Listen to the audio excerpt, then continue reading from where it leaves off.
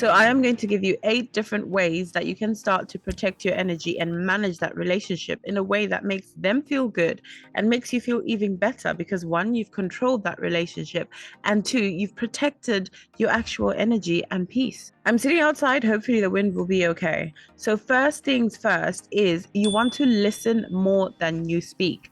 Everybody just wants to be heard. And the quicker you let them finish their sentence or whatever it is you're talking about, the quicker the conversation can end. So even if it's something that you may not want to listen to, listen out for key points, for things that you need to know, and then the conversation can end quicker. If you're going into a meeting, so this is more for colleagues or projects that you're working on, manage the meeting expectations before you even get to the meeting and set boundaries where you can. For example, what is the required end result? And then during the meeting, if they start talking about things that are nothing to do with the project and it's draining your energy and you don't want to hear it, excuse the wind, hopefully you can still hear me, then what do? You say, hey, Peter, can we talk about this project only? Let's park all other conversations for another time. In this precise moment, let's get to the end goal or the end result, which is blah, blah, blah, blah, blah, whatever it is you or they communicated in the beginning. Okay, thirdly, where you can, communicate in writing as much as possible versus verbal. Why? Because then you can formulate your responses properly, you can reply in the right energy, and also you can cut down the amount of time that you have to listen to them. And then obviously you can put in all the pleasantries or anything else that you want within that email, and you can roll your eyes and cuss them out and release it all before you reply to them. So you are in complete control of what energy you say things in, and you're also in complete control of your thoughts before you write it down. Okay, fourthly, always smile. Now, not patronizingly, but smile, nod, and understand where they're coming from, because at the end of the day, everybody comes from a different perspective, and that's okay. So it's just very helpful and important. If you disagree with them, it's okay. You can say, I understand where you're coming from, or I appreciate where you're coming from. However, and then you can say whatever it is you mean, because at the end of the day, everybody is right in their own heads. Literally everybody thinks they're right. Right now you think you're right, someone else who's talking to you thinks they're right as well. I think I'm right. Maybe someone is going to come and say, Tanya Rose, everything you're saying wrong. So just understand where they're coming from, appreciate versatility and difference, and then say your piece without casting out what they have to say. Okay, number 5, if you can, speak to your manager or even another senior member of staff in terms of tips on how to manage this relationship, manage this conversation, manage this person, and don't be afraid to ask for help. It doesn't make you look a certain way. Instead, you're recognizing that, okay, I see a problem or challenge. This is it. I've done what I can to manage it, but I can't.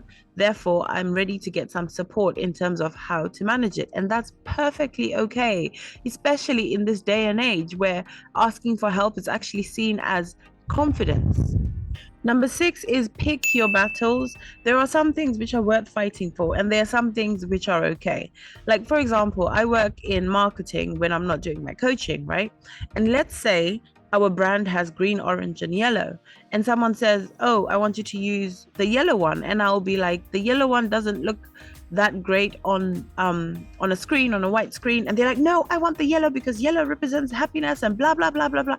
And they are so set on the fact that they want this yellow. And I'm like, no, let's use another one. Eventually, that's not a battle worth fighting for, because yellow is within the brand. So I will just make it yellow and black, or yellow and whatever works for that particular thing, and it will go out and they will be happy. You know what I mean? It's not worth fighting for. If they come and they say they want pink and that's not part of the brand, then it's a hard no, because the rules say that's not part of our brand.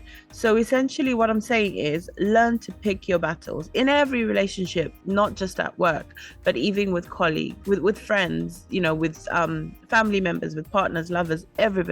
Learn to pick your battles. Sometimes just let them win.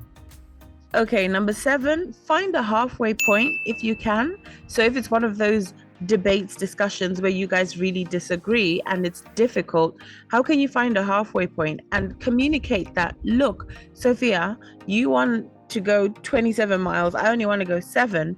The halfway point between 27 and 7 is blah, blah, blah, blah, blah, blah. I don't know, like 16, 14, whatever it is. So let's get to 14 because that's halfway to where you want to be and where I want to be, you know, and just both parties are not the happiest, but they are happy, because then that also looks like you're making a compromise, but you're doing what you can to make them happy.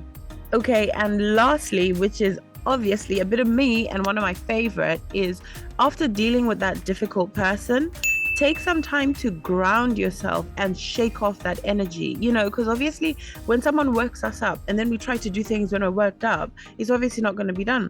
Take some time, go for a walk if you have time, go and do some shaking. You know, I've spoken about how you can shake like the animals do. I don't know what it's officially called or scientifically called, but shaking the trauma off your body, or just, you know, releasing the stress, literally full body shake. Can be 10 seconds, can be a minute, however long you feel you need. Drink some water, do some EFT tapping if that's something that you're into. Stretch your body. If you can go for a massage, which you know I freaking love, go for a massage. Get someone to rub that crap out of your body, and, you know, have one rant to a friend or family. Don't rant multiple times because you're giving it energy and you're allowing it to grow, but have a rant to actually release and be like, dude, I need this energy out of me. Can you just listen to me talking about Tanya Rose and how she won't stop wearing yellow because what's wrong with... And then it's done. Don't go ranting and repeating to 27 different people. 27 is my favorite number, actually. You could tell many people, but not in a ranting form. Instead, you could tell them, well, this was the problem and this is how I dealt with it, or I'm learning to manage that colleague better. Don't give fuel to the wrong fire. You can also give fuel to the fact that things are getting easier between you and that person. And that, my dear, are the 8 ways that you can start to improve a relationship with a difficult colleague, a difficult friend, difficult member of family, or just a difficult person in general, even if it's the lady in the corner shop.